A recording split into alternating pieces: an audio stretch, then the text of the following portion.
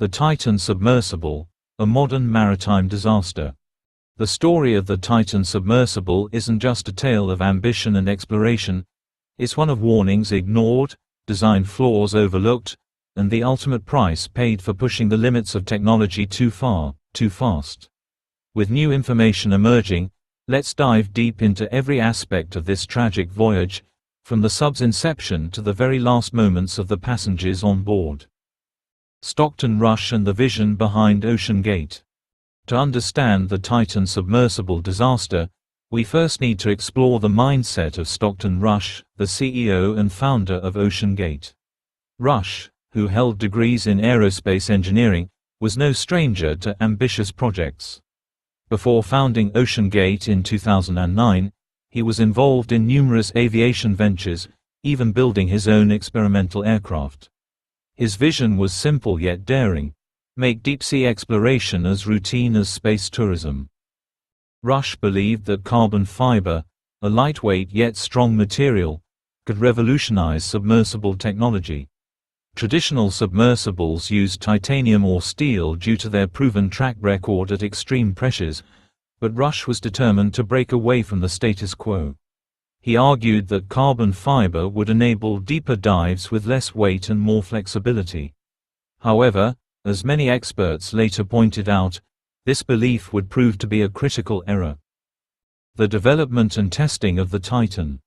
The development of the Titan was, from the start, a journey fraught with challenges. Constructed in 2018, the submersible was a blend of experimental technology and unconventional design. It measured 22 feet long and was designed to carry 5 people to the Titanic wreck, located at a depth of 12,500 feet, an environment where pressures exceed 5,500 pounds per square inch. However, despite the grand ambitions, the Titan was not subjected to the kind of rigorous testing typically required for deep-sea vessels. Unlike other submersibles, the Titan did not undergo independent certification. OceanGate chose to bypass established safety protocols from organizations like the American Bureau of Shipping, ABS, or the DNVGL, arguing that these regulatory processes stifled innovation. This lack of certification became a focal point of concern among industry experts. David Lockridge, OceanGate's former director of marine operations, was one of the first to sound the alarm. In 2018, he authored a comprehensive report warning that the carbon fiber hull could suffer catastrophic failure if not properly tested. When OceanGate dismissed his concerns, Lockridge insisted on a more thorough inspection of the vessel, even suggesting the use of ultrasound to detect potential weaknesses. Instead of heeding this advice, OceanGate terminated his employment, sparking a legal battle. Warnings and red flags from experts. The warnings didn't stop with Lockridge. In August 2018, the Marine Technology Society, MTS, a group consisting of over 6,000 marine engineers and scientists, sent a letter to Stockton Rush expressing their concerns. They highlighted that the use of an untested carbon fiber hull at such depths could lead to potentially catastrophic outcomes. Despite this, Rush dismissed the MTS letter, claiming that he was tired of hearing that, "You can't do this." Further warnings came from leading figures in submersible engineering, including industry veterans like Carl Stanley, who had completed thousands of deep-sea dives. Stanley himself took a test dive on Titan in 2019 and reported unusual cracking noises emanating from the hull as they approached 3,000 feet. He later told Rush that these noises indicated hull delamination, a process where layers of the carbon fiber begin to separate, significantly weakening the structure.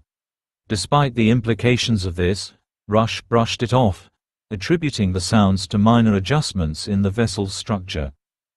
The fateful dive, June 18, 2023. By the time of the Titan's ill-fated dive, concerns about the submersible's safety were widespread, but Stockton Rush remained undeterred.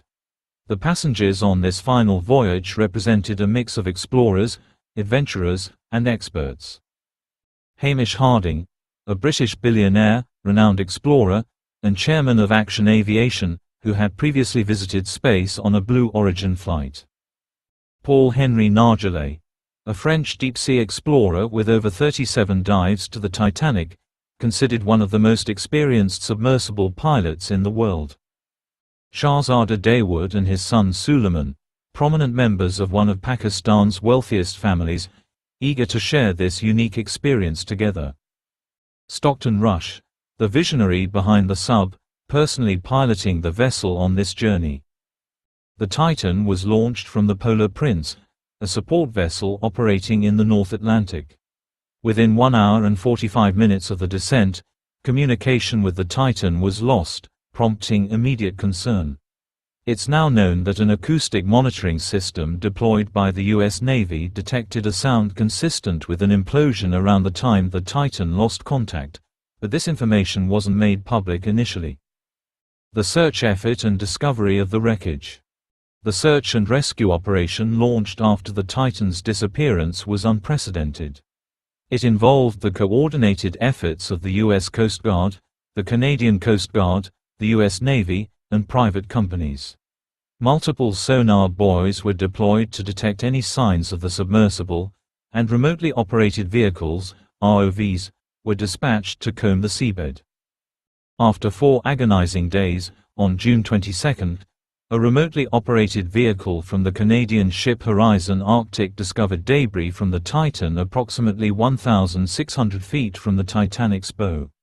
The wreckage included the nose cone, the front-end bell of the pressure hull, and a large section of the aft end, all suggesting a sudden and catastrophic implosion. Experts later confirmed that the force of the implosion would have been so intense that the passengers would have been killed instantly, with the collapse occurring faster than the human brain could process pain. The science behind the implosion. To understand why Titan failed, it's essential to grasp the physics of deep-sea pressure. At 12,500 feet, the pressure is roughly 380 times greater than at the surface. This immense force exerts tremendous strain on any vessel, and even the smallest flaw in the structure can lead to catastrophic failure. Carbon fiber, while strong, is not as predictable under such pressure as traditional materials like titanium. It doesn't deform or bend in the same way.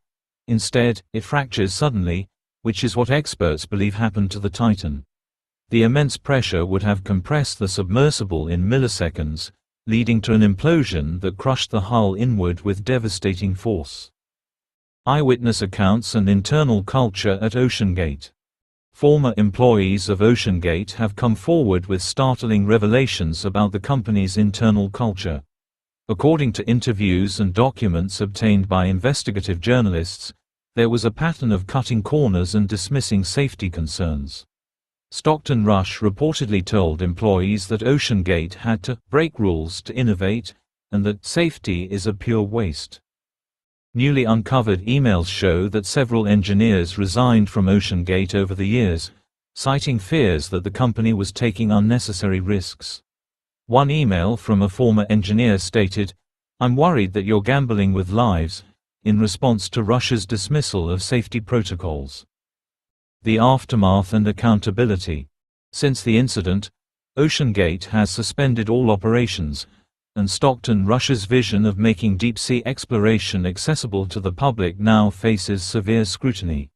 Multiple lawsuits are being filed by the families of the victims, alleging that the company was grossly negligent.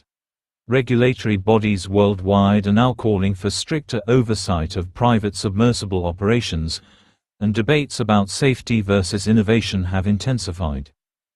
Experts in marine engineering are conducting an exhaustive analysis of the Titan's remains to understand precisely how and why it failed.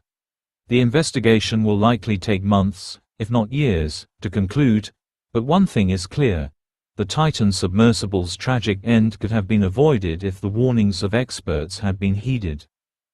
Conclusion. The Titan submersible tragedy serves as a cautionary tale of what can happen when ambition outpaces caution.